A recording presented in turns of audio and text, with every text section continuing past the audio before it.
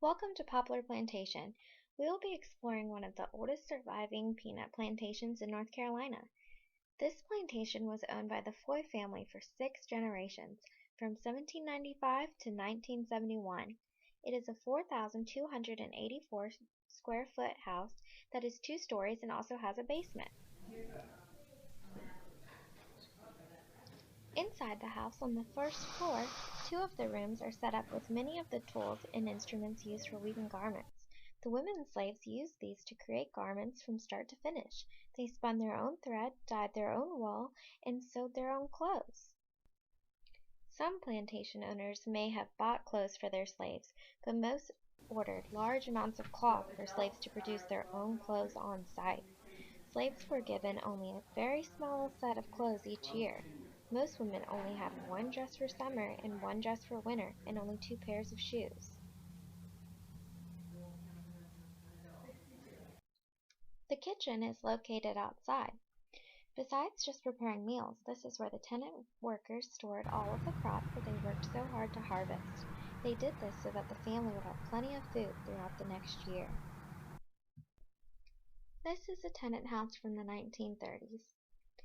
After slavery ended, tenant farmers signed 1 to 2 year contracts that paid them 30 to 40 cents a day to work on the plantation. Most farmers made $10 a month. These contracts were unfair and usually forced the tenant farmer into agreeing to the owner's demands.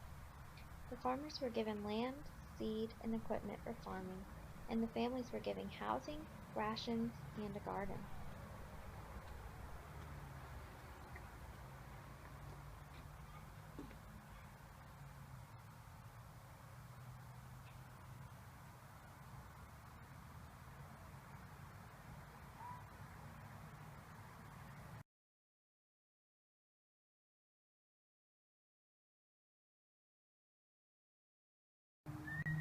Also located on the grounds is a large barn that holds the peanut picker that was used for harvesting peanuts on the plantation. 4 men were needed to operate this machine, 2 in the front putting peanuts in, another man to fill up the bags, and another man to take out the vines after they had been picked. This is a graphic within the barn that shows all the different uses for a tree. One example is how bark can be used for medicine and for seasoning food.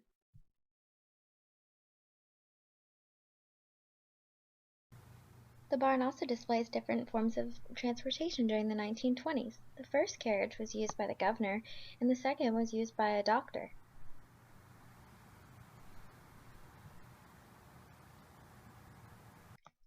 The Poplar Plantation also has a rescue and foster site for neglected and abused farm animals. They rehabilitate and give a great life to these once unwanted animals. The environment has plenty of space and is very well maintained.